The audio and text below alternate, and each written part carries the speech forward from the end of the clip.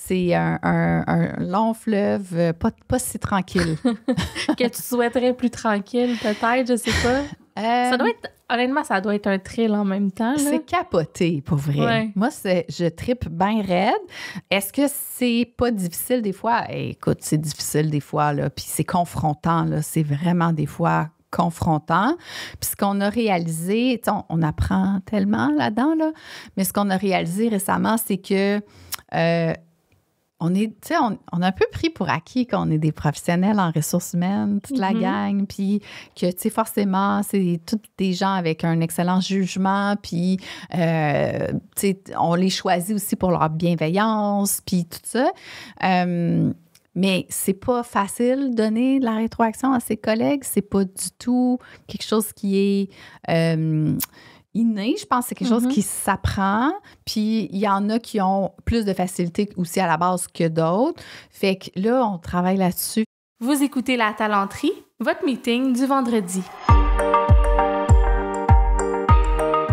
Bon vendredi, bienvenue à ce nouvel épisode du podcast de La Talenterie où on parle d'entrepreneuriat, d'innovation sociale et du monde du travail.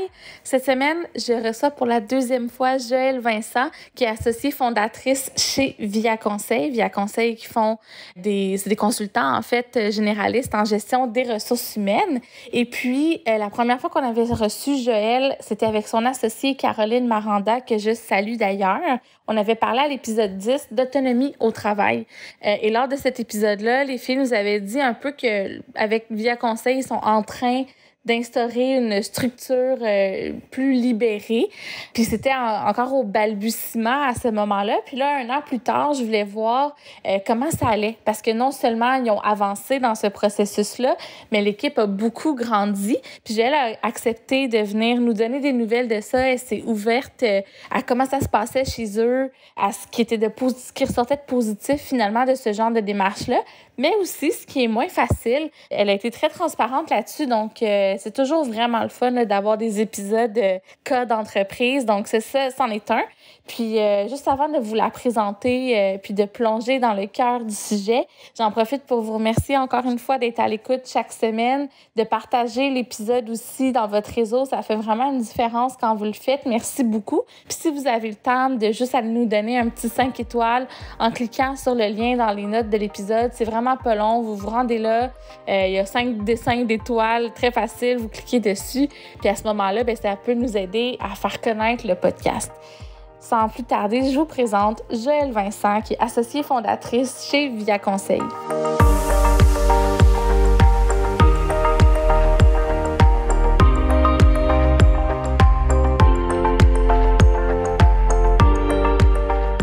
Allô Joëlle. Salut Sarah! Hey, je suis tellement contente de te recevoir enfin. J'ai envie de dire, tu es déjà venue au podcast avec Caro, mais ça fait longtemps que je voulais te recevoir en stand-alone pour qu'on ait des conversations plus en profondeur sur tellement de sujets en commun qu'on a, qui nous allument les deux. Vous êtes en train de mettre en place. Puis là, le mot, tu me diras comment vous l'appelez, mais une holacratie, entre guillemets. Donc, gestion horizontale, structure libérée. Comment vous l'appelez, vous? C'est une bonne question. Je pense que va falloir trouver éventuellement le terme qui nous convient le mieux, mais pour l'instant, on appelle ça l'entreprise libérée. C'est le terme qui a été le plus utilisé, je dirais, là, quand on a entendu parler de ces structures-là sans patron, si on veut, il y a quelques années. Donc, pour l'instant, c'est encore ça. Holacratie, un peu comme on en jasait juste avant, c'est comme une façon de mettre en place l'entreprise libérée. C'est comme un mode opératoire qui a été proposé, mais qui est trop compliqué quand tu l'utilises complètement dans son entièreté pour les petites organisations comme la nôtre. Donc, on prend les bouts qui font notre affaire, puis on laisse le reste tomber, puis on invente notre propre système là, au fur et à mesure qu'on découvre puis qu'on développe. Parce que c'est ça, ce que tu me disais aussi, c'est qu'il n'y a pas tant de mode d'emploi qui convient, qui correspond à des plus petites entreprises. Non, c'est vraiment ça le défi, je dirais. Moi, j'ai beaucoup lu sur le sujet parce que ça m'a vraiment touchée énormément là, il y a quelques années. Puis j'ai décidé que je voulais aller vers là avec mon entreprise. Mais il y a rien de concret qui décrit comment s'y prendre justement dans la plus petite organisation. Puis c'est ça qui me manquait, je dirais, là, comme outil. Fait que, bref, on s'est dit, on va tenter des affaires, on va y aller par essai et erreur. Puis à la fin, on s'en sert un peu comme laboratoire parce qu'on accompagne aussi un petit peu nos clients quand ils souhaitent aller vers ça dans ce mode de gestion-là. Puis on l'écrira, nous, le livre que ça prend pour être capable de le mettre en place par soi-même éventuellement. Ben oui, puis je suis sûre qu'il y a plein de gens qui vont vouloir lire ça parce qu'on en parle beaucoup. Dans les faits, il y a peu d'organisations qui ont eu le guts de mettre ça en place. Puis souvent, comme tu dis, c'est pas toujours facile de savoir par où commencer. Mais là, avant de rentrer dans vraiment votre expérience, j'ai envie de revenir en arrière, une couple d'années. Veux-tu nous raconter comment c'est arrivé, que ton illumination, puis qu'est-ce qui a fait en sorte que tu t'es intéressée à ça? Oui, ça, c'est tellement une bonne question. Ça fait une dizaine d'années là, que Via Conseil existe. Via Conseil a vécu des grands hauts, des grands bas depuis les 10 dernières années. Puis, je vais faire juste une petite mini-parenthèse parce que je pense que ça explique bien des choses. Comme je suis quelqu'un, comme tu le sais, qui a un profil de visionnaire, puis je sais pas, je pense que tu en as même déjà parlé dans un de tes épisodes de podcast, justement. Avec, en référence à vous, parce que vous aviez fait un épisode là-dessus. Je mettrai le lien. Mais continue. Exactement. Oui. Donc, je suis un peu une hyperactive de projet. J'aime ça, essayer des nouvelles affaires. J'aime pas trop la routine. Fait que j'avais tendance à pas être très constante dans ce que je lançais comme idée à l'équipe et tout ça. Puis, ça faisait en sorte que ça devenait vraiment difficile avec l'équipe dans le passé de les garder motivés, mobilisés pour le projet de Via Conseil parce que moi, je m'intéressais aussi à côté à d'autres projets et tout ça. Puis, ça me fait réaliser, en fait, à quel point, en fait, je trouvais ça difficile, la gestion d'employés. Pour moi, ça n'a jamais été quelque chose que je trouvais facile, même quand j'étais en entreprise à l'époque, puis je dirigeais un département.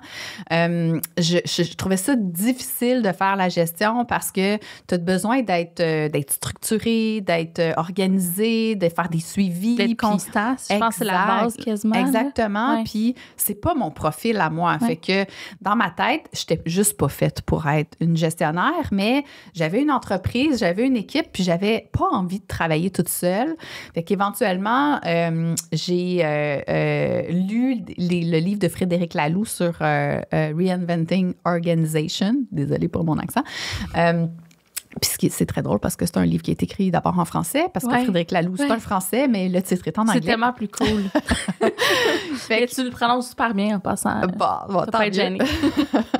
Fait que j'ai lu ce livre-là, puis j'ai fait « Oh mon Dieu, c'est tellement pour moi, ce modèle de gestion-là, parce que j'ai tout le temps dit, moi, que j'aime ça travailler avec des gens qui sont majeurs et vaccinés. Puis ce que je voulais dire par là, c'est des gens qui sont autonomes, qui prennent leurs responsabilités, qui n'ont pas besoin d'un plan de match en 16 étapes pour savoir c'est quoi les prochaines choses qu'ils doivent faire, qui sont capables de gérer leur propre projet, parce que je suis pas très bonne. T'aimes pas ça, les faire les plans de match en 16 étapes? C'est pas juste que j'aime pas ça, c'est que je suis vraiment poche pour faire ça. Fait que j'avais envie d'avoir ce style d'organisation-là qui me permettait de pas avoir à, entre guillemets, gérer les employés. Fait que j'ai souhaité mettre en place ce style de gestion-là pour réaliser, à cette époque-là, c'était avant l'arrivée de Caroline, mon associée, pour réaliser que ça se fait pas juste en décidant que tu veux mettre en place ce style de gestion-là. Ça prend de la structure. Il faut que tu remplaces les décisions qui sont prises par un éventuel gestionnaire ou décideur par des processus clairs, des rôles, des responsabilités vraiment bien établis pour pas que les gens se mettent à justement pas savoir quoi faire puis avoir trop de cordes puis sentir qu'ils vont se pendre avec.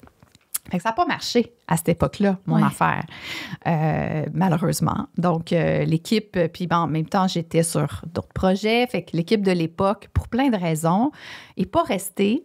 Fait qu'il y a eu beaucoup de changements, beaucoup de roulements là, dans la première, je dirais, là, les premières 5-6 années de vie de l'organisation, jusqu'à l'arrivée de Caroline, qui est une intégratrice, donc qui me complète vraiment parfaitement.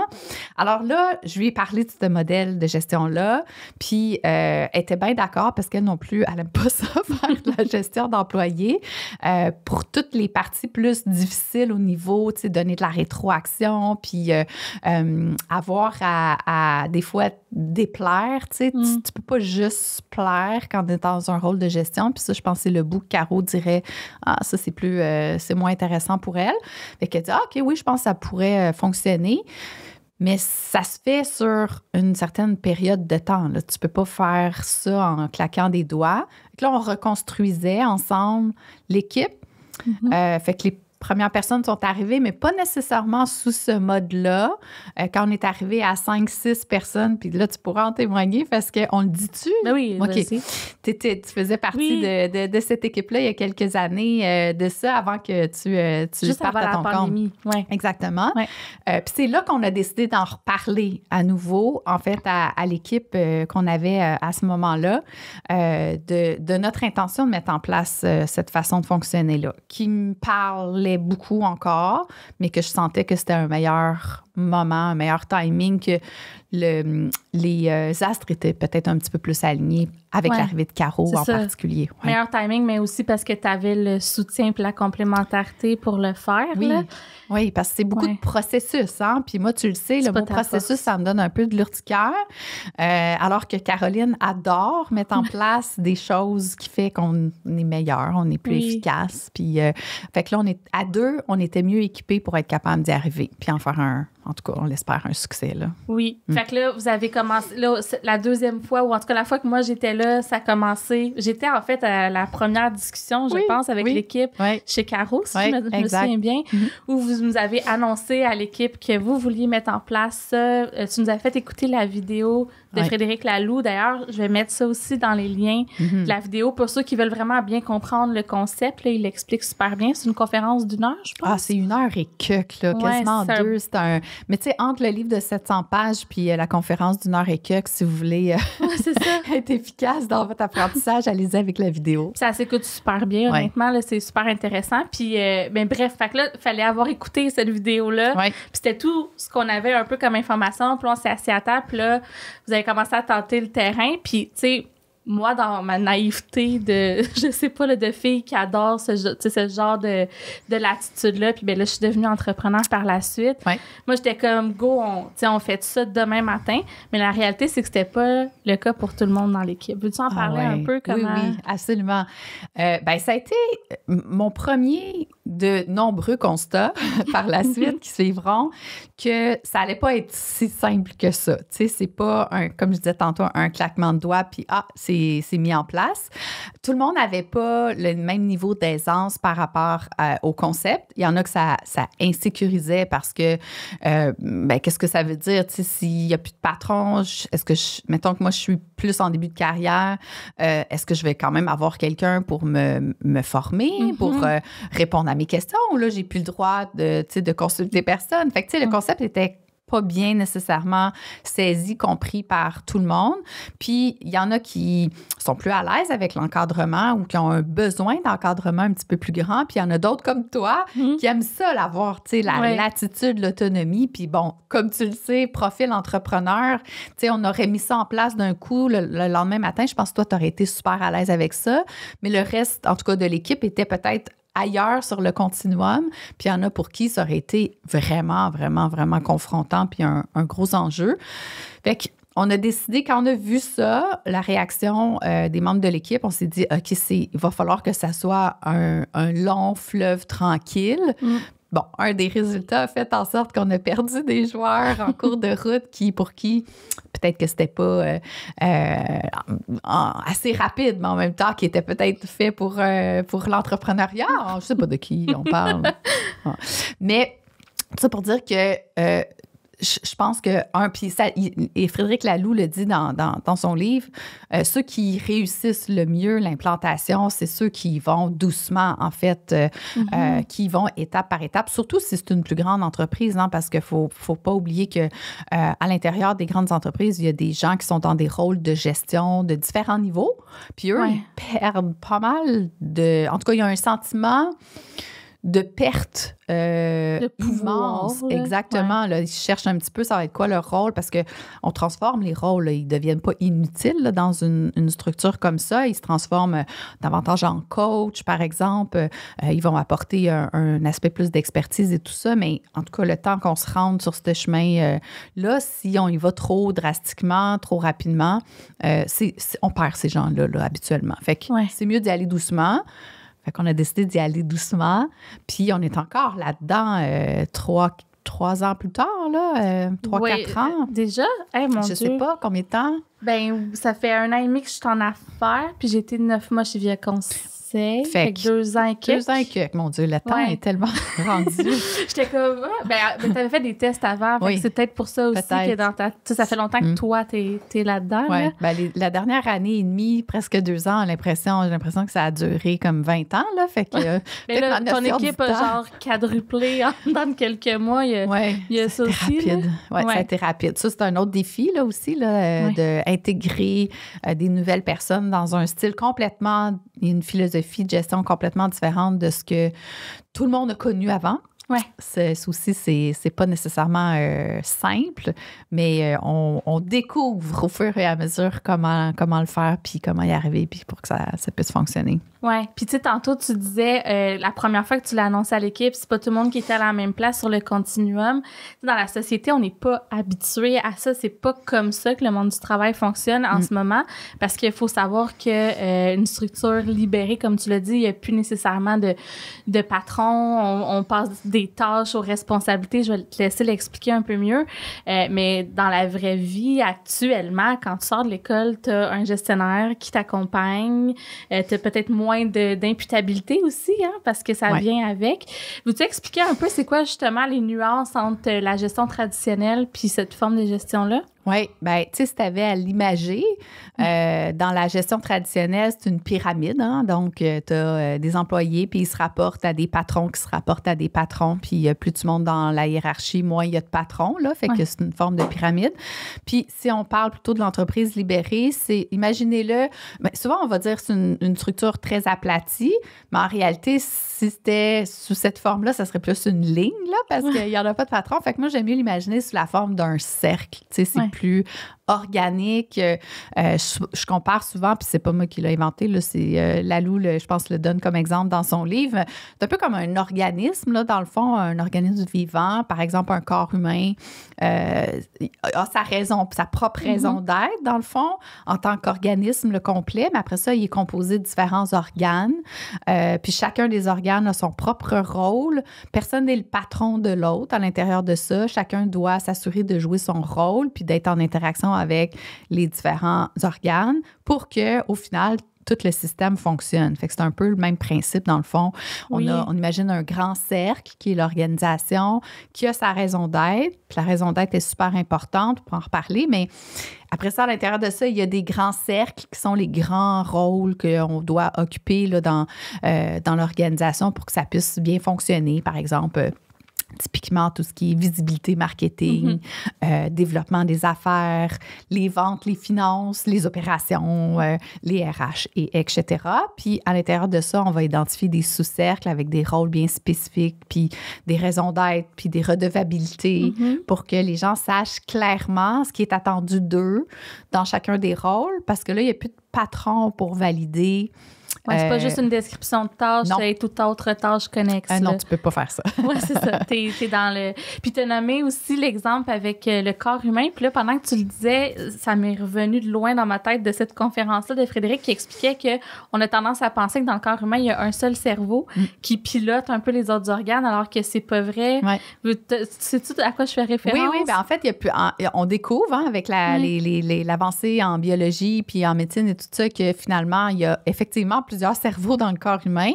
On en identifie plusieurs apparemment maintenant, mais en tout cas, le deuxième assez évident, c'est l'intestin. Là. Donc, avec toute la microbiote, apparemment, il y a un paquet de décisions qui se prennent à partir de là. En tout cas, c'est pas médecin, donc c'est un peu nébuleux pour moi. Mais semble-t-il que, justement, on a tendance à s'imaginer un seul patron dans le corps humain qui serait plus le cerveau, alors que c'est pas du tout ça dans la réalité. Fait que c'est comme ça dans une organisation aussi. Puis, souvent, quand on parle de ça, surtout les dirigeants là, vont avoir l'impression, ben OK, mais moi, je vais faire quoi dans ce type d'organisation-là? Puis, je ne sais pas à quel point je pense que tout le monde serait en mesure de prendre des décisions de tout niveau. Ben, c'est parce que c'est pas de même, ça marche. Là. Dans la grande sphère là, ou le grand cercle, il y a un sous-cercle, mettons, stratégie ou vision, on peut l'appeler comme on veut. Puis, généralement, ben, c'est la personne qui était dans le rôle de DG ou de président ou de dirigeant, peu importe, qui va avoir qui va être le gardien, si on veut, de ce rôle-là, puis qui va être encore en charge de prendre ce type de décision-là. C'est juste que c'est plus ultimement lui au haut de la pyramide qui va être imputable et redevable de l'ensemble des décisions pour tous les autres sous-cercles. De tous les niveaux. Exact. Puis ça, souvent, tu sais, quand on fait des diagnostics organisationnels, tu le sais, c'est toujours quelque chose qui revient. La prise de décision, les freins à la prise de décision. Est-ce que, là, de ce que tu observes, c'est sûr que vous étiez pas beaucoup, mais mettons avec les clients que tu accompagnes, est-ce que ça facilite ça, un peu, la prise de décision? Ça l'accélère? Simplifie? Oui, parce que on a deux types d'organisations qu'on voit souvent. Une, que toute la prise de décision est centralisée dans les rôles de gestion. Puis là, ils veulent mourir, là, ces gens-là. Ils se sentent sans arrêt comme des goulots d'étranglement parce que chaque fois que quelqu'un dans un rôle, peu importe, un poste, n'est pas certain de la décision à prendre, qu'est-ce qu'il fait? Ben, il remonte ça à son boss. Fait que là, à un moment donné, tu sais, tout remonte au boss, puis ça devient complètement impossible là, de jouer ces rôles-là. Ils sont complètement submergés. La charge mentale est incroyable. Ça n'a pas de bon sens, tu sais. Fait que ça, c'est une des défaillances du modèle hiérarchique. Puis il y en a qui ont essayé l'autre bout du spectre, si on veut, puis d'aller davantage dans une approche très collective. Puis on voit souvent ça soit dans des coopératives ou justement des collectifs où la prise de décision se fait par consensus. Puis là, c'est l'autre extrême en réalité, c'est que tout le monde doit être d'accord. Mais là, pour arriver à un consensus... Ça arrive jamais dans la vie. Ça peut être long en tabarouette. Là. Fait que là, les décisions prennent 1 million d'années avant d'être prises, puis on n'a plus d'agilité. Mais en fait, dans les deux modèles, on n'a plus d'agilité. On n'est pas capable de se revirer de bord rapidement parce que ou bien tu attends après un patron, puis là, il n'y a pas le temps, ou bien tu attends après le consensus. Fait que les organisations sont paralysées dans un contexte organisationnel, en fait, un contexte du milieu du travail en général, là, où on doit être capable de se revirer de bord rapidement, là, les changements. Et surtout, encore plus depuis la fameuse pandémie, on n'arrête pas d'en parler, mais ça a changé quand même beaucoup les choses et le rythme, là. Vraiment. Fait que, tu sais, on veut être capable d'être rapide, justement, dans la prise de décision.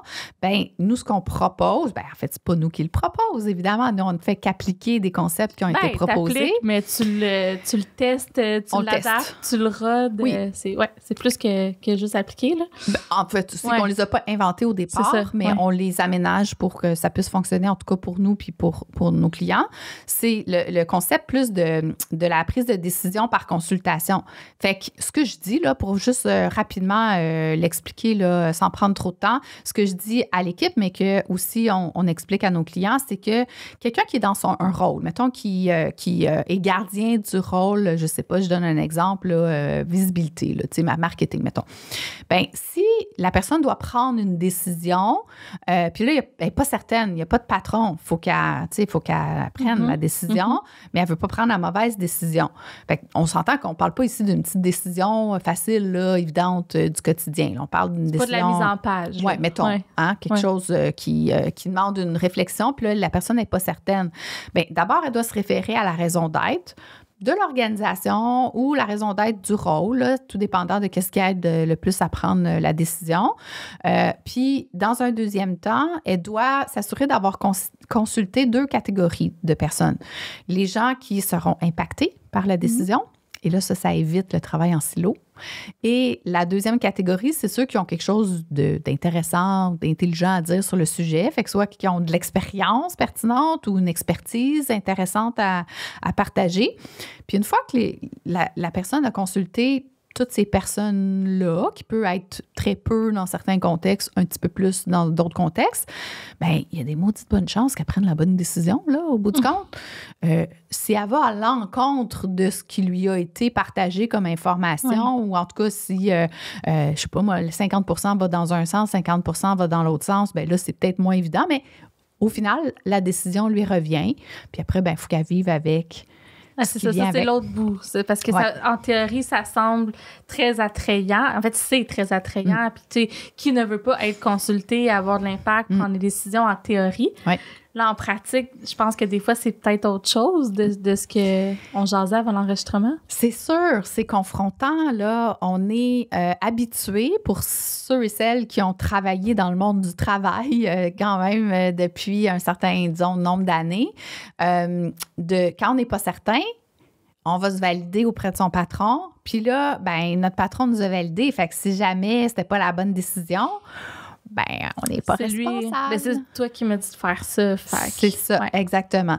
Là, il n'y a pas la possibilité de faire ça. Fait que des fois, c'est difficile. Ça peut être même à la limite anxiogène pour les gens qui ont plus d'insécurité par rapport à la prise de décision. Mais l'envers de la médaille, c'est que ces organisations-là sont de façon inhérente faites pour permettre les erreurs.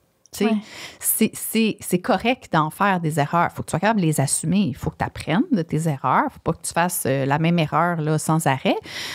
Mais c'est comme il n'y a pas de patron, ben, en théorie, il n'y a personne qui peut te mettre dehors pour une erreur de bonne foi.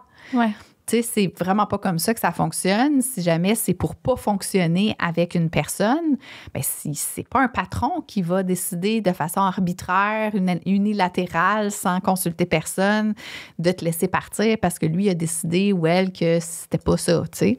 C'est l'équipe, à un moment donné, là, c'est une décision d'équipe. Comment ça se passe concrètement? C'est-tu genre des gangs qui se forment, puis là, le monde se met contre quelqu'un, puis le met dehors, ou c'est plus structuré? Hey, ça, c'est tellement une bonne question, Sarah. Tu sais, quand je te disais, avant qu'on commence l'enregistrement, on a tellement l'impression qu'on construit l'avion pendant qu'on vole. Bien, ça, c'est un très, très bon exemple. Puis là, je vais, par respect pour plein de personnes qui ont vécu quelque chose de pas nécessairement évident là, dans les derniers mois, pas rentrer dans le détail de la situation, mais on a eu à le vivre, en fait, une situation où malheureusement, la personne, c'était pas bon fit pour notre organisation, pour plein de raisons. Puis, pour plein d'autres raisons, en fait, c'est qu'on ne l'avait pas déterminé, on n'était pas rendu là. Tu sais, comme on est en train de mettre en place processus par processus, comment on va s'y prendre dans ces situations différentes-là qui vont se présenter à un moment donné par rapport aux décisions à prendre. Celui-là, on ne l'avait pas travaillé. Puis, ça donnait que moi et Caroline, on était en vacances en même temps.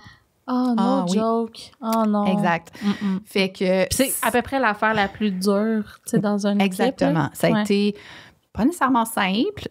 On y est arrivé parce que au cœur de notre culture, il y a la bienveillance. Fait que je pense que ça a guidé les pas de chaque personne qui ont eu un rôle à jouer à l'intérieur de cette prise de décision-là, puis de le mettre en œuvre. Fait que au final, ça a bien fini. Ça a-tu été facile? Non. Puis, est-ce qu'on va travailler notre processus? Puis moi, ça m'a fait énormément réfléchir parce que, pour vrai, comment tu fais ça pour éviter justement un peu ce que tu décris? Tu veux surtout pas qu'il commence à y avoir des bruits de fond de salle. Puis là, c'est un peu une drôle d'image parce qu'on est tout à distance, là. Ouais. Fait que ça peut pas être des conversations de corridor dans un vrai corridor physique, là, mais tu veux surtout pas que des side conversations par téléphone, exactement. Chat. Mais en même temps, tu peux pas non plus tout avoir ces conversations-là dans la face de la personne qui, tu sais, fait qu'il y a vraiment une réflexion à avoir sur comment on va pouvoir faire ça. Fait que je te dirais, je suis dans l'élaboration d'une piste de solution par rapport à ça. Je pense que dans les équipes, parce que c'est aussi, tu sais, c'est un autre sujet, éventuellement, on s'enligne vers des bulles, là, des plus petites équipes parce que ça fonctionne mieux comme modèle là, en plus petites équipes, les équipes autogérées. Mais je pense qu'il y aura lieu d'avoir dans les plus petites équipes quelqu'un qui aura quand même un rôle, soit de gardien des valeurs ou quelque chose du genre pour devenir un peu le point de chute, le point de référence. Pour pas que ça revienne à tout le monde, la responsabilité de dire on garde-tu ou pas quelqu'un. C'est ça. Entre autres, là, de pouvoir centraliser un petit peu la discussion qu'il doit y avoir pour être capable d'arriver à une décision commune d'équipe. Parce qu'on veut que ça reste une décision commune d'équipe, mais sans faire en sorte que tout le monde a ces conversations-là pas de façon structurée, là, puis que ça donne des résultats ordinaires. Oui. Puis juste pour être sûr que j'ai bien compris, là, dans votre cas, quand c'est arrivé, vous étiez en vacances, ça veut dire que l'équipe a réalisé qu'il y avait une action à prendre, puis ils se sont dit, OK, qu'est-ce qu'on fait? Puis même si vous étiez en vacances, ils ont dit, ben là, tu sais, faut mettre la personne à la porte. Puis toi, t'es revenu de vacances, puis ça s'était passé? Non, pas tout à fait. En fait, on était en vacances, mais bon, c'est l'été pandémique, fait qu'on était bien entendu rejoignable. Moi, j'étais quand même encore... T'étais pas trop loin. C'est ça. Fait que on a été consultés, bien entendu. L'idée était qu'on a fait partie des discussions là, par rapport à la décision. Je pense qu'il le fallait, de toute façon, là, dans le processus de consultation qu'on propose. Je pense qu'on avait quand même quelque chose d'intéressant aussi à contribuer et à proposer, Caroline et moi. Par contre, on ne pouvait pas le mettre en œuvre. Tu sais, d'habitude, c'était nous qui avions ces discussions-là avec les personnes visées. Puis, on n'était pas dans des situations où on pouvait se le permettre pour des raisons de Wi-Fi ordinaire. Oui, j'avoue que tu ne veux pas avoir cette conversation-là avec un Wi-Fi qui coupe et tes enfants qui courent en arrière. Là. C'est pas très bienveillant. Non, exactement. Fait que des gens qui avaient comme pas vraiment envie de faire ça puis qui ont pris la relève courageusement ont dû s'en occuper. Mais en tout cas, la conclusion, c'est que c'est si c'est pas pensé, structuré, réfléchi, planifié, il peut juste y avoir des glitches puis ça peut juste pas bien se passer au complet. Oui, ça doit être difficile pour beaucoup de monde, pour tout le monde d'impliquer. Là. Ouais. Fait que, ben merci de partager ça. On rentrera pas plus dans les détails, comme tu l'as dit, mais j'aimerais ça qu'on parle aussi du processus d'embauche. Ouais. Parce que là, j'imagine qu'il y a ça aussi, parce que tu veux, on a dit, ça paraît très bien en théorie, c'est un super concept, mais le vivre, c'est autre chose. Ouais. En même temps, il faut que tu le fasses rayonner pour être sûr que les gens qui joignent l'organisation ont envie de joindre ça. Y a-t-il un disconnect entre les attentes, la réalité? J'aimerais ça t'entendre sur ça. Oui, c'est un des processus qu'on est en train de mettre en place en étant autant qu'on le peut, le moins impliqué possible, Caroline et moi. Le processus d'embauche, justement. C'est effectivement pas si simple que ça parce que en réalité, étant donné notre expérience et le fait que c'est nous qui sommes là depuis le plus longtemps, c'est nous qui connaissons le mieux la culture de l'organisation, il reste on reste des références pour être capable d'évaluer les candidatures. Fait que on avait tenté l'expérience quand même de pas s'impliquer dans l'embauche de certaines personnes. Puis on dirait que ce qu'on constate en ce moment, c'est pas que ça s'était pas bien passé, là, ça s'était très bien passé, mais là, un petit retour à nous vouloir nous consulter pour valider en dernière entrevue, dernière étape, les candidatures des gens.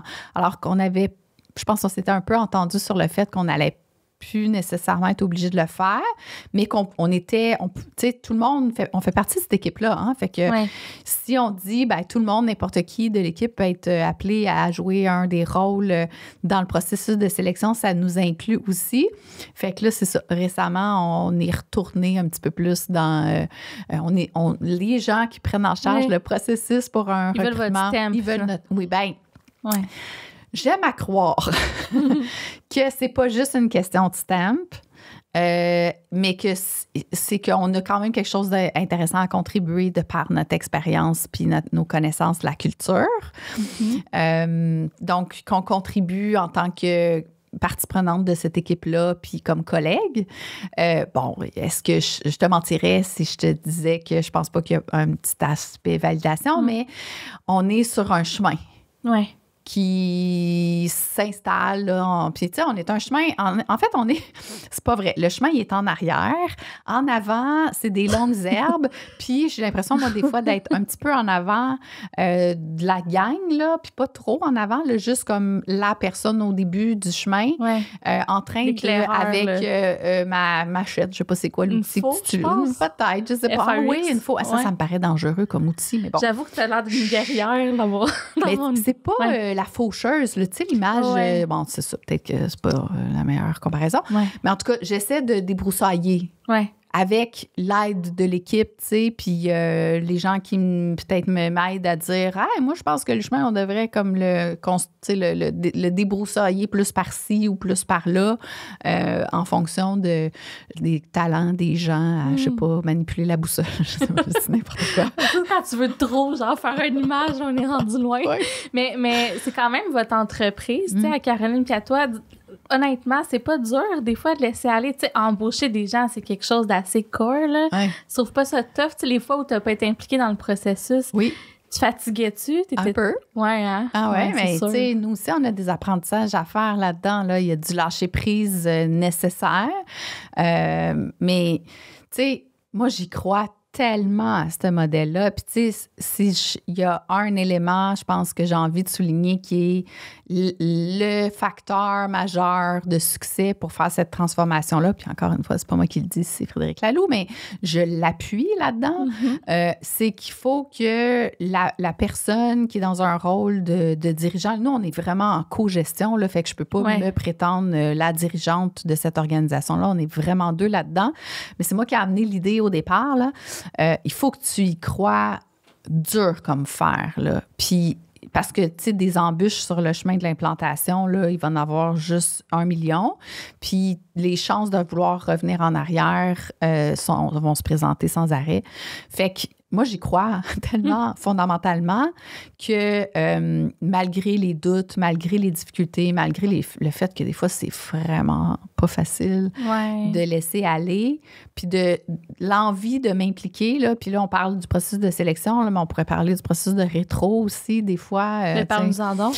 Bien, on est à notre, je sais pas combien de moutures de notre programme de rétro, puis c'était le fun, on en parlait juste avant parce qu'on avait fait notre dernier modèle un petit peu quand tu étais dans l'équipe, là, on avait fait le tour de table, puis on avait demandé à chacun ce qu'il souhaitait comme programme de rétro, puis à l'époque, certaines avaient dit, ben moi, ça pourrait être n'importe qui dans l'équipe là, qui me donne ma rétro, alors que d'autres avaient dit, ou la majorité, je pense, avait dit, on aimerait quand même encore que ça soit Caroline et Joël. Fait que moi, en étant un peu pressée des fois dans la vie, puis avoir envie d'aller vite pour mettre en place des choses, j'ai fait comme, OK, j'aurais aimé ça, qu'on soit toutes prêtes à aller vers quelque chose de différent, tu sais, qui s'approche davantage du modèle où on n'est pas des patronnes.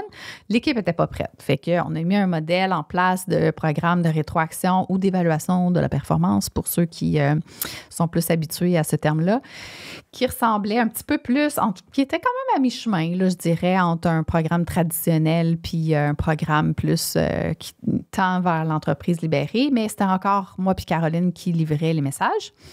Puis là, ben récemment, dans notre plan d'action, si on veut, plan stratégique, on avait vraiment identifié qu'il fallait revoir ça, là, parce que, tu sais, premièrement, c'est plus juste réaliste d'une façon ou d'une autre, parce que... Vous avez progressé aussi de toute façon, là. L'équipe a grossi, vous avez progressé, fait que... Ben oui, puis puis surtout que le programme de rétro qu'on avait élaboré à ce moment-là, c'était un suivi, bon, mettons qu'on laisse faire les premières semaines qui est dans le programme d'accueil, là, mais 1 mois, 3 mois, 6 mois, 1 an, à 15 personnes, ça commençait à être... On en avait comme tout le temps. Ouais.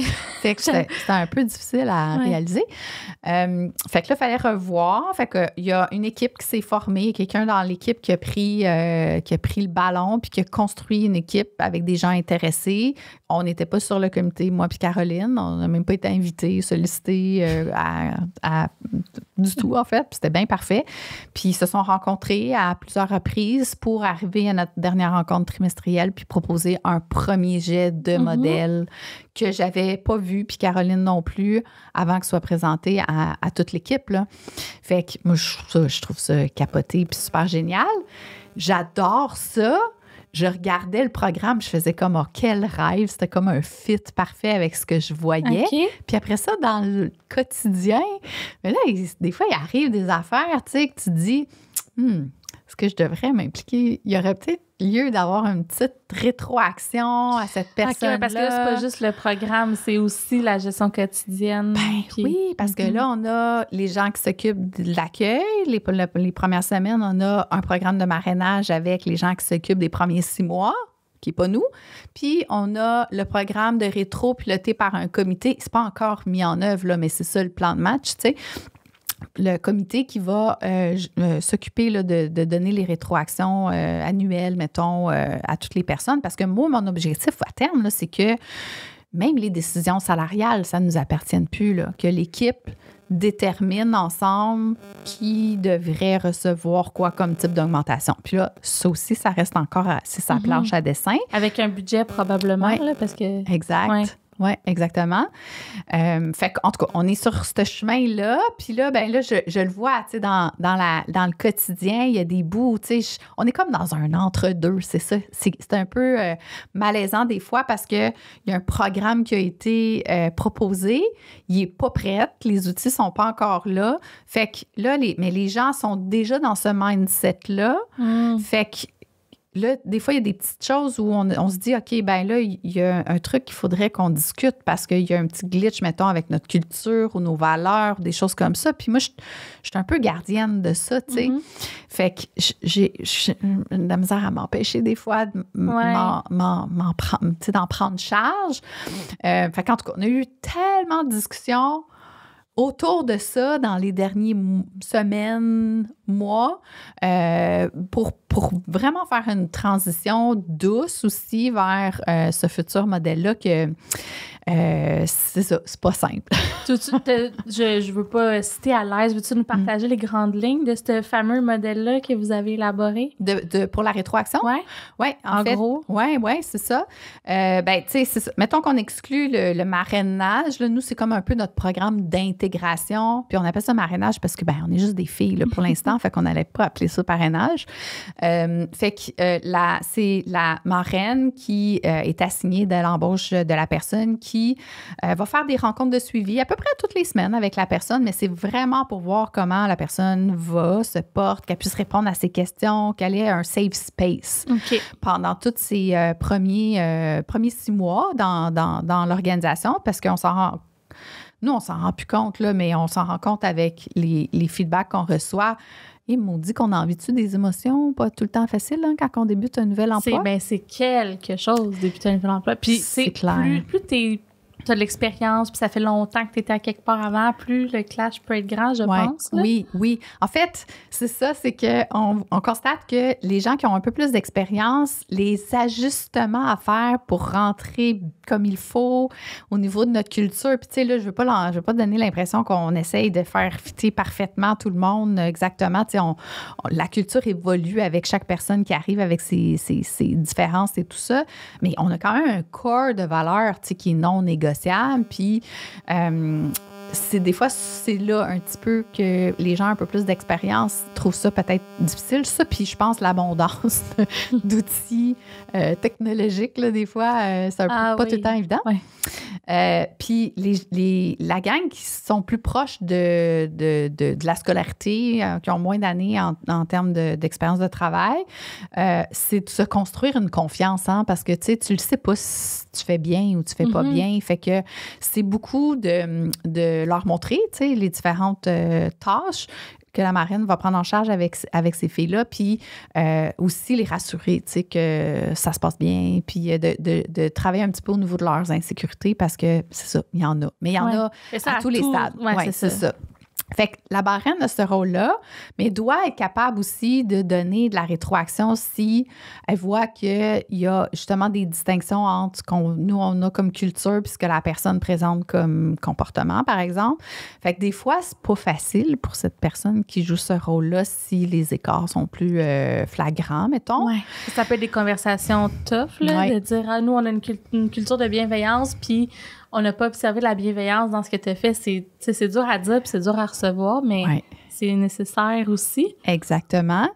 Fait que c'est là où je trouve ça difficile de ne pas m'impliquer. Ouais. Fait que, en tout cas, en ce moment, on est dans un hybride, fait que ça m'arrive encore de le faire, Caroline et moi. Puis après ça, juste pour compléter sur le programme, quand ça fait 6 mois, là, la personne, elle embarque, si on veut, plutôt sur le programme plus de rétro, général pour l'évaluation annuelle, si on veut. Fait qu'on sait qu'on a, on fait un petit point avec les gens quand même après, à 6 mois. Puis après ça, c'est ça, c'est une fois par année. Quand tu dis « on », excuse, l'équipe? En fait, c'est le bout qui n'est pas clair. Okay. Là, pour l'instant, ma compréhension, hein, parce que moi aussi, je suis en train d'essayer de comprendre ce qui est proposé par l'équipe. Je pense que c'est vraiment la marraine qui fait ce point-là après 6 mois. Puis là, après ça, c'est ça. Ça embarque par le comité de rétroaction qui va être formé chaque année, je pense au mois de septembre, avec des nouvelles personnes et aussi des personnes qui étaient dans le comité de rétro l'année précédente pour que ça soit pas tout le temps les mêmes personnes qui fassent ce job-là, mais aussi pour qu'il y ait quand même une certaine continuité puis un transfert de connaissances. En tout cas, c'est ce qui est proposé à cette étape-ci. Je pense que c'est 4-5 personnes puis qui vont déclencher le processus, dans le fond. Puis, il y aura une étape où les gens vont aller chercher de la rétroaction par eux-mêmes auprès de leur père en préparation à cette rencontre-là qui aura lieu par 2 personnes qui sont normalement pas des patrons, hein, parce qu'on en aurait pu. Donc, une personne qui était dans le comité l'année d'avant, puis une personne qui est nouveau pour, encore une fois, transférer les compétences, les connaissances sur la façon de s'y prendre. Puis, il y aurait, c'est ça, une petite collecte d'informations auprès des collègues pour savoir là, qu'est-ce qui pourrait être les forces de la personne, les pistes d'amélioration. Puis là, à cette étape-ci, il y a 3 éléments qui seraient évalués. Il y a le fit de valeur, évidemment, le profil de compétences qu'on a élaboré pour chacun des rôles, puis l'implication au sein de l'équipe. Fait que c'est les 3 sphères qui seront évaluées. Puis à un moment donné, on va trouver une façon de lier ça à une éventuelle augmentation salariale, mais qui serait pilotée par l'équipe de travail. Est-ce que, là, j'ai plein de questions. Est-ce que ça veut dire que ça serait des salaires ouverts et partagés? Oui, on est proches, là, nous autres. Là. OK. On a partagé notre structure dans un premier temps, fait que là, les gens savent... Bravo, parce que c'est un pas à franchir quand même. Là. Comment ça s'est passé? Bien, très, très bien. En fait, je pense qu'il y avait pas tant de surprises de la part de l'équipe, mais il faut que j'avoue que ça fait quand même plusieurs années que c'est comme ça. À l'époque de l'ancienne équipe, si j'ai envie de dire, là, avant l'arrivée de Caro, on avait élaboré une structure salariale. C'était Mélissa qui l'avait élaborée, puis on l'avait partagée avec l'équipe. Là, fait que, Mélissa Pilon, qu'on salue d'ailleurs. Allô, Mélissa? Fait que c'était... Ouais, puis je sais que Mélissa, elle croit beaucoup à la transparence aussi, puis c'était sa proposition, puis j'étais 100% d'accord avec elle. Fait que la structure salariale est partagée pas mal. Je savais même pas. Moi, dans le temps que j'étais là, j'ai pas réalisé que j'avais accès à ça. Ben, je pense qu'on l'a revu. Elle était plus à jour là, quand vous étiez arrivés. Fait que celle que Mélissa avait faite à l'époque, je ne le partageais plus parce qu'elle avait besoin d'être revue. Là. Elle était trop vieille, plus indexée. En tout cas, bref, comme en bonne visionnaire, pas super structurée, je ne l'ai pas fait évoluer avec les années. Mais Caro l'a fait quand elle est arrivée. Elle a remis en place une structure salariale là, dans les dernières, je sais pas, t'étais plus avec nous quand on a partagé la structure salaire? Non. OK, bon, fait que ça doit être dans la dernière année et demie, avec une politique, tous les outils, tout ça, pour que les gens puissent se positionner eux-mêmes dans leur échelle. Puis les salaires sont à peu près pas mal déterminés en fonction de ça. Le bout qui n'est pas encore transféré comme information, c'est où se situe chaque personne dans leur échelle. Mais, tu sais, ça n'aurait pas été logique qu'on ne partage pas la structure au complet parce que comme nous, c'est pas mal une suite logique. Tu arrives comme analyste, mettons, dans l'équipe. Ton but à travers les années, c'est de te rendre au dernier niveau. Là. Fait que c'est juste logique qu'on partage, je pense, notre structure. Oui, mais il y en a beaucoup des firmes qui fonctionnent comme ça. Non. Bon. Fait que, quand même. Mais tant mieux. Mais là, mais vous êtes quand même là, il faut vous rendre à l'extrême parce que si c'est l'équipe qui détermine les salaires, ça veut dire qu'il faut savoir les gens sont où. Oui. Puis qui fait combien concrètement. Oui, exact. Mais tu sais, nous, on est vraiment confortable avec les décisions salariales qu'on a prises. Le bout où c'est le moins évident, c'est quand tu embauches quelqu'un. Tu sais, tu te fies juste à son background puis à ce que tu as perçu. Fait que souvent, les plus grands réajustements ont lieu à la première révision après l'embauche parce que c'est là que tu peux vraiment positionner la personne dans son échelle. Tu sais, es-tu vraiment en développement ou finalement est déjà dans la pleine contribution? Ou en tout cas, bref, tu connais les zones. Les zones. Alors, puis toute l'équipe connaît les zones. On fait ça dans la vie, pas mal, la rémunération. Fait qu'ils savent comment se positionner. Ils savent comment positionner, je pense, pas mal aussi les collègues avec qui ils travaillent régulièrement. Fait qu'on pense bien que tout le monde va être capable de faire cet exercice-là. Il faut définir la démarche, là, bien entendu, mais oui, d'ici, je te dirais, là, on en a parlé avec l'équipe, on ne pense pas qu'on va être prêt pour janvier cette année d'avoir un outil tout prêt, là, parce qu'il faut que le programme de rétro soit attaché, puis après ça, il faut que toute l'espèce de matrice ou en tout cas la méthode qu'on voudra utiliser pour pouvoir y arriver puis faciliter le travail de l'équipe pour faire cette décision-là, ne sera pas attaché. Fait que moi, je vise janvier 2023. Là, fait que pas cette révision-ci qui s'en vient, parce que nous, on a l'année calendrier, fait qu'on fait ça en janvier. La prochaine. Fait que la prochaine. Fait ça te laisse le temps de préparer le terrain, de t'assurer que tout le monde est formé, que tout le monde comprend ce que ça implique. Oui. La gestion de changement, hein? Oui. Des fois, quand c'est chez nous, cordonnier mal chaussé, mais là, vous le faites super bien. Puis, vas-y, non, tu veux... On prend le temps, en fait. On le fait du mieux qu'on peut. Est-ce qu'on le fait super bien? Je sais pas. L'histoire nous le dira. C'est vraiment bizarre à dire, mais... Mais en tout cas, de ce que j'observe, on dirait qu'à chaque fois que je te parle, je vois l'évolution. Puis, tu sais, c'est très progressif, par étapes. Fait que forcément, vous gérez votre changement, je pense, parce que tu continues d'avancer. Ben, on n'a pas le choix, en fait, de le faire lentement aussi, en même temps, comme ça. Pas juste pour faciliter le changement, mais juste parce que ça prend du temps. Puis ça, c'est peut-être l'autre affaire que j'ai envie de prévenir les gens, c'est que ça demande vraiment beaucoup de temps à mettre en place parce que c'est beaucoup de discussions. Tu sais, juste faire l'exercice des rôles, des redevabilités, tu peux pas faire ça tout seul dans ta... Non, c'est avec l'équipe. Oui, il faut que tu le fasses avec l'équipe. Les programmes, faut que c'est l'équipe qui les développe. Fait que, tu sais, tout le monde met énormément de temps là-dedans. Puis, tu sais, au-delà de ça, on a un travail à faire, là. Fait que on le fait à petite dose. Parce que là, vous avez des clients. Tu sais, en plus, une firme conseil, on le sait, là, c'est des up and down de pics d'occupation. Les mandats, les clients, c'est toujours la priorité. Fait qu'il faut que tu continues à maintenir le fort en même temps que tes priorités restent les clients. Oui, exactement. Fait que c'est ça. C'est un long fleuve, pas si tranquille. Que tu souhaiterais plus tranquille, peut-être, je sais pas. Ça doit être honnêtement, ça doit être un thrill en même temps. Là. C'est capoté, pour vrai. Ouais. Moi, je trippe bien raide. Est-ce que c'est pas difficile des fois? Écoute, c'est difficile des fois, là, puis c'est confrontant, là. C'est vraiment des fois confrontant. Puis ce qu'on a réalisé, on apprend tellement là-dedans, là, mais ce qu'on a réalisé récemment, c'est que on a un peu pris pour acquis qu'on est des professionnels en ressources humaines, toute la gang, puis que, forcément, c'est tous des gens avec un excellent jugement, puis, on les choisit aussi pour leur bienveillance, puis tout ça. Mais c'est pas facile de donner de la rétroaction à ses collègues. C'est pas du tout quelque chose qui est inné. Je pense que c'est quelque chose qui s'apprend.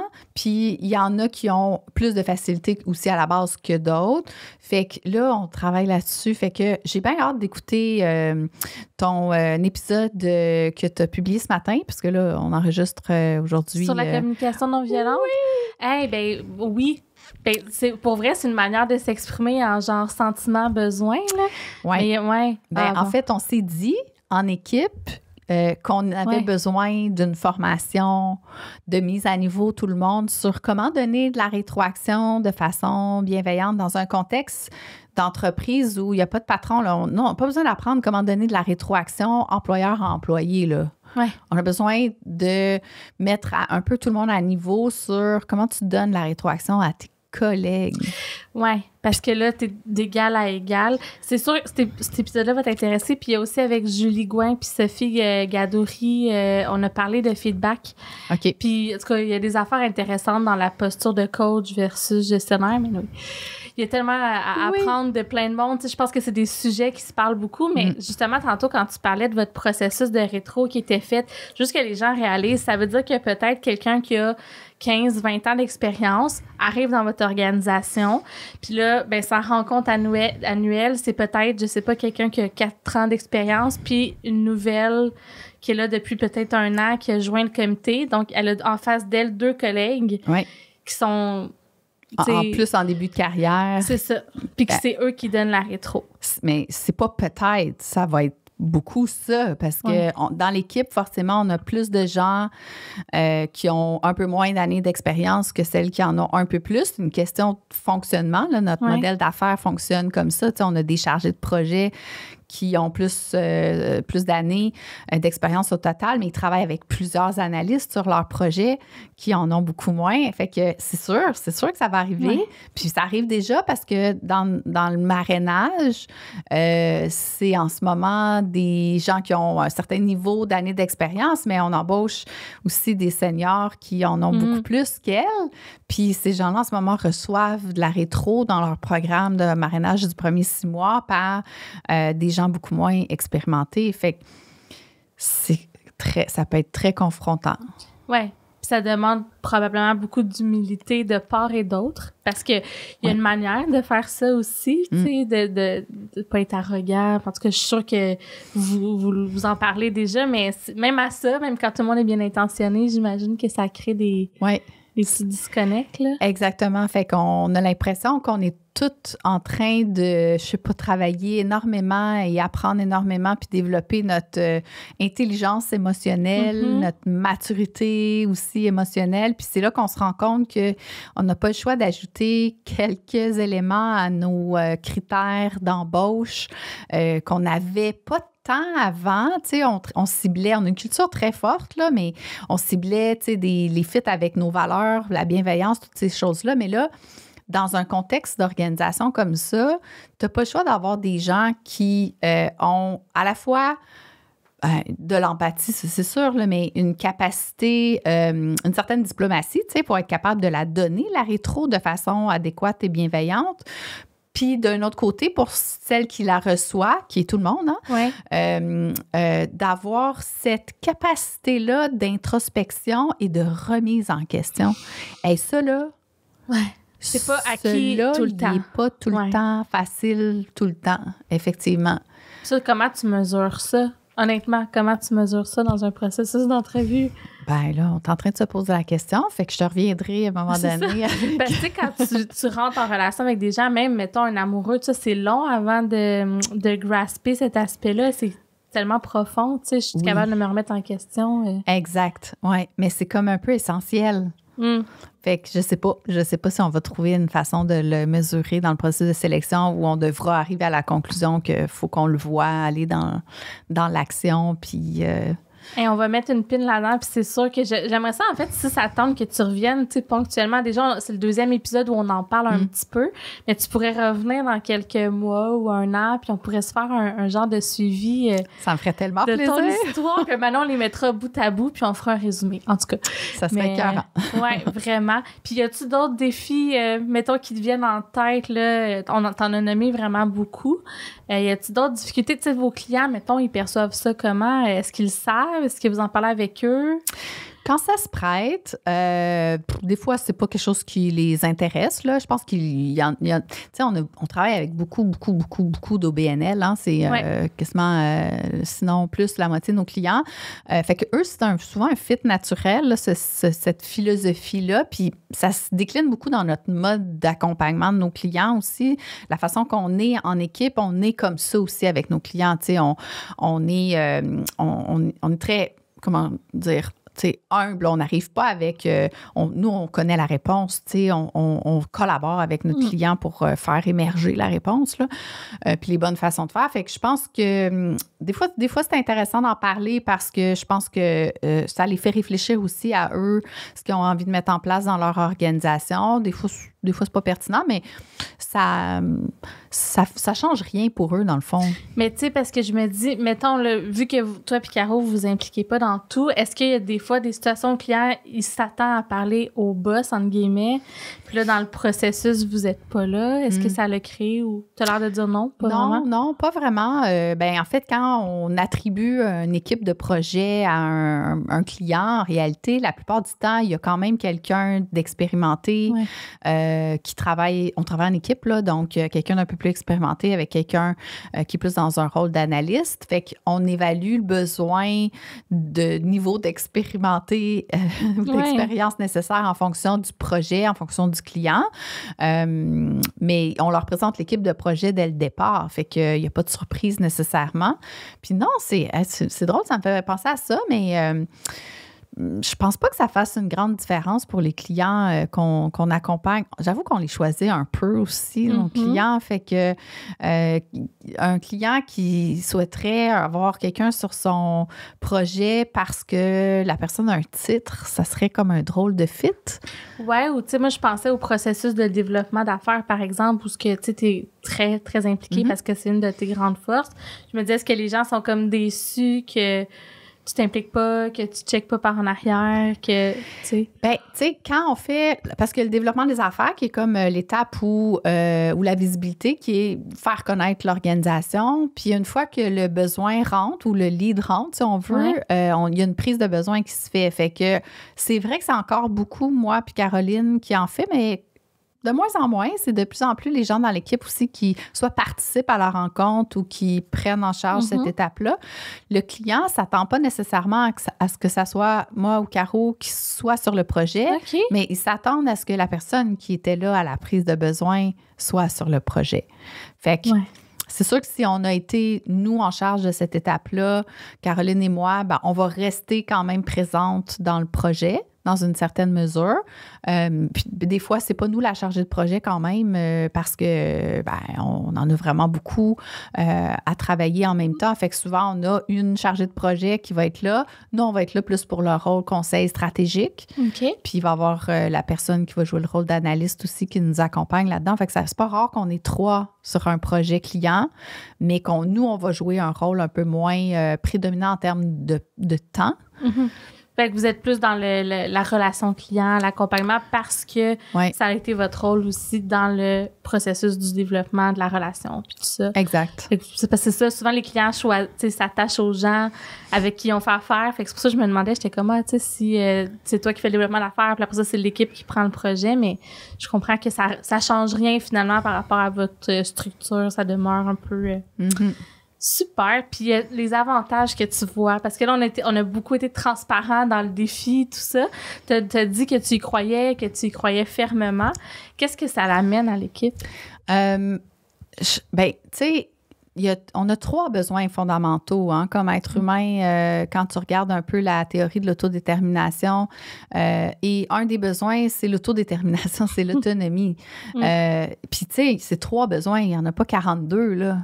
Fait que si tu réponds pas à ce besoin-là, les gens ne peuvent pas être heureux dans ce qu'ils font, ils ne peuvent pas se développer à leur plein potentiel, puis ils ne peuvent pas être engagés envers l'organisation. Fait que je pense que ça serait difficile d'aller plus loin dans l'autonomie que ce que ce modèle-là propose. Puis je pense que c'est la meilleure façon d'arriver à une organisation qui peut continuer à croître et à progresser sans s'embourber dans de la bureaucratie puis des étapes non nécessaires qui font que tu es moins agile, que tu es moins dans le service au client. Puis moi, j'avais pas envie de ça. Pour moi, pour avoir fait des passages dans des organisations en début quand j'ai démarré ma firme, qui étaient des firmes de services conseil, mais beaucoup plus grosses, là, des 80-100 employés. Tu te promenais dans les bureaux puis tu avais l'impression qu'il n'y avait pas d'âme. Là. C'était plate. C'était vraiment un peu désolant.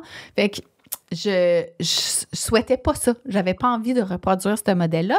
Fait que je cherchais l'alternative à ce modèle-là. Fait que la réponse jusqu'à tout récemment, c'était on va arrêter à 20 personnes maximum. Oui, bien, c'était ma prochaine question parce que je me souviens que tu me disais ça, genre 20, peut-être 30, mais là, Colin, vous êtes rendu 15 en dedans de genre bang. Fait que là, je me disais, est-ce que tu as revu un peu ça? Ça te donne-tu le goût de grandir plus? Ben, c'est ça. J'ai comme revu un peu ma vision parce que on a quand même...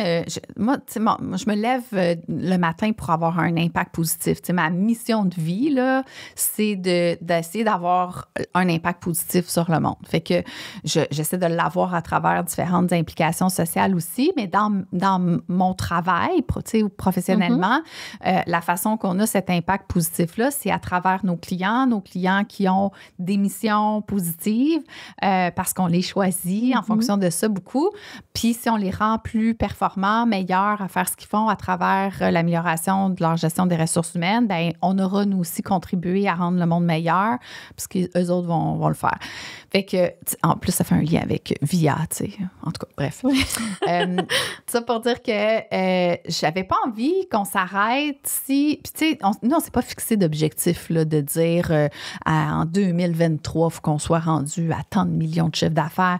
Pas envie de faire ça non plus. J'ai envie que ça soit très organique. Si les besoins des clients continuent à être là, on va continuer à grandir. À un moment donné, si ça stabilise, ça stabilisera.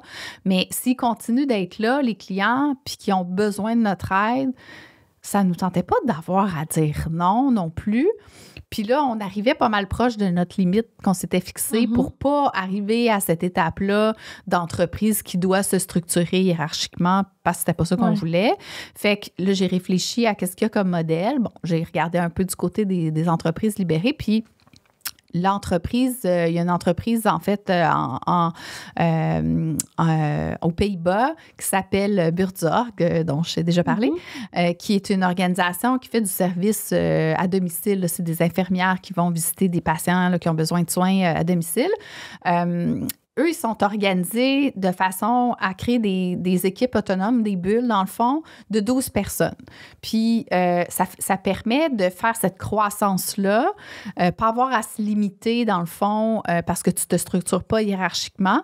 Ils ont une fonction qu'ils appellent support, là, si on peut, dans le fond, faire le parallèle, c'est comme une fonction corporative, très, très limitée, là, le plus lean possible.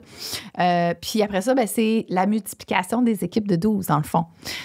Au fur et à mesure que les besoins des clients se présentent. Fait qu'une équipe, mettons, qui est formée de 12 personnes, eux autres, c'est par géographie, là, par secteur géographique que ça fonctionne. Fait que donc là, des clients qui arrivent, qui ont des besoins à l'intérieur de cette région-là, ben l'équipe va grossir jusqu'à une certaine taille, mettons 16. Je sais pas, hein, j'assume, parce qu'ils n'ont pas écrit de livre, malheureusement. Je pense que je vais les appeler. Oui, c'est ça, je serais appelée. Tu parleras d'eux dans ton livre? Oui, je pense que oui. Je pense que je vais faire ça. Fait que là, je l'imagine un peu, mais mais en fait, de par les petites bribes d'informations que j'ai pu voir, puis ce qui est décrit dans le livre de Frédéric Laloux, c'est qu'ils grossissent un petit peu trop, là, finalement. Puis à un moment donné, jusqu'à une certaine taille, bien là, la cellule se sépare en deux. Comme une c'est ça, une cellule humaine. Comme une vraie cellule, ouais, c'est ça. Exactement. Ça revient à la métaphore, ouais, c'est ça. De l'organisme. Oui. Fait que la cellule se sépare en deux et se reconstruit jusqu'à 12. Puis ça fait ça comme ainsi de suite. Ils sont rendus 20 000 employés à travers je ne sais pas combien de pays dans ce coin-là. Fait que t'as de la place pour grandir. Oui, j'ai pas trop nécessairement l'ambition qu'on soit 20 000, mais c'est que je peux limiter à 20 avec ce modèle-là. C'est que je peux avoir plus de gens puis continuer à desservir plus de nos clients qui ont besoin de notre aide et avoir encore plus d'impact positif sur le monde sans nécessairement rajouter de la hiérarchie. Oui. C'était ça. J'ai hâte de voir parce que là, tu vas arriver à ce point-là bientôt, parce que là, vous êtes 15. Ça veut dire que vous allez vous subdiviser à un moment donné. C'est ça le plan. Oui, c'est ça le plan. J'ai commencé à en parler un peu avec l'équipe. Ça aussi, ça va être un autre défi, là, parce que comment tu les sépares, les équipes, les gens, ils ont appris à travailler ensemble, ils ont envie de continuer à travailler ensemble. Fait que c'est ça. Ça aussi, ça ne sera pas nécessairement une étape si facile que ça. Il va falloir l'essayer, puis... faire des erreurs, puis corriger. Ouais. Puis, tu sais, tu parles d'impact social. Tu n'as pas dit ces mots-là, mais je sais que c'est quelque chose qui te tient à cœur. C'est pour ça que j'ai joint Via Conseil, parce qu'on a eu cette conversation-là d'abord. Puis, c'est quelque chose qui te tient vraiment autant dans ton implication sur... Là, tu es présidente de la Chambre de commerce de l'Est de Montréal. Du CA, présidente du CA, excuse-moi, de la Chambre de commerce de l'Est de Montréal. C'est quand même une nuance à apporter, mais quand même. Fait que là, tu as pris la présidence. Tu es impliquée sur d'autres CA aussi. Bon, la fondation de l'hôpital Maisonneuve-Rosemont. Oui. Je me demandais s'il y en avait d'autres, honnêtement, je n'étais pas sûre. Non, 2, c'est déjà beaucoup, honnêtement, parce que chacun implique des implications supplémentaires. Ce n'est pas juste d'être présent aux rencontres du CA. Puis je dirais, la présidence de la Chambre, du conseil de la Chambre, ça me prend à peu près une journée par semaine. Fait que c'est quand même conséquent. Quand même. Oui. Fait que ça demande quand même pas mal de temps. Puis quand ils m'ont demandé de joindre le CA pour la fondation, j'ai accepté. Je savais qu'ils cherchaient quelqu'un avec une expertise RH dans les petites organisations. Ils venaient de créer leur comité RH. Fait que je savais que c'était pour joindre ce comité-là puis accompagner la fondation à mettre en place ces outils, ces processus que je suis en train de faire. Mais je leur ai dit oui, mais je veux faire juste le comité RH. Je peux pas prendre plus d'autres comités puis d'autres implications parce que c'est déjà plein. Fait qu'éventuellement, quand j'aurai fini mon passage comme présidente du conseil à la Chambre, qui est ce qui me prend le plus de temps, là, du côté implication sociale, je pourrais peut-être accepter d'autres projets de CA ou quelque chose comme ça. Mais là, je suis obligée de me limiter parce que... Oui, non, ne sollicitez pas Jaël pour votre CA dans les 2 prochaines années. Mais vous pouvez solliciter les membres de mon équipe parce que on a mis dans notre plan d'action d'augmenter notre implication là, collectivement comme équipe. Puis, on a un programme maintenant où les membres de l'équipe peuvent faire partie d'un CA, d'un OBNL avec qui a une mission là, justement sociale, positive ou environnementale, là, peu importe, mais une mission positive. Puis, leurs heures de présence sur le CA vont être rémunérées. Ça va compter dans leur travail. Wow. Fait que c'est notre programme, notre nouveau programme de participation bénévole. Puis je vois que tes yeux brillent comme ça avec des étoiles. Je vois toute la fierté, puis tu fais bien. Puis ma question aussi que j'avais en tête avec tout ça, là, parce que je sais à quel point ça te tient à cœur, puis aussi d'avoir un impact positif sur tes collègues de travail. Est-ce que tu sens des fois qu'en leur proposant un modèle de travail qui est tellement différent du reste de l'industrie, est-ce que tu te sens comme une responsabilité je dirais de les prévenir que c'est pas nécessairement comme ça ailleurs parce que t'embauches des gens qui sont green des fois aussi. Comment tu le vis? Je sais pourquoi tu me poses cette question-là, on en a parlé avant. C'est drôle, hein, parce que justement, récemment, on avait une rencontre où on parlait là, de ces changements-là qu'on est en train de mettre en place puis d'opérer dans l'équipe. Puis on demandait aux gens comment ils se sentaient dans tout ça.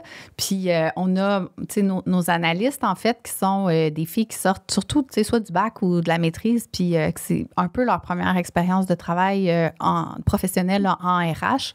Puis pour elles, c'est tout à fait naturel, là, ce qu'on vit.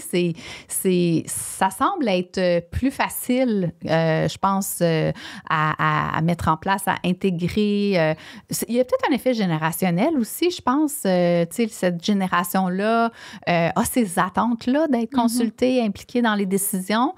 Puis, je pense qu'ils se sentent c'est un fit plus facile, je pense. Puis, ils n'ont pas connu non plus la... Il n'y a rien à défaire. Oui, c'est exactement. Contrairement à nos plus récentes embauches de consultantes avec plus d'années d'expérience, il y en a pour qui...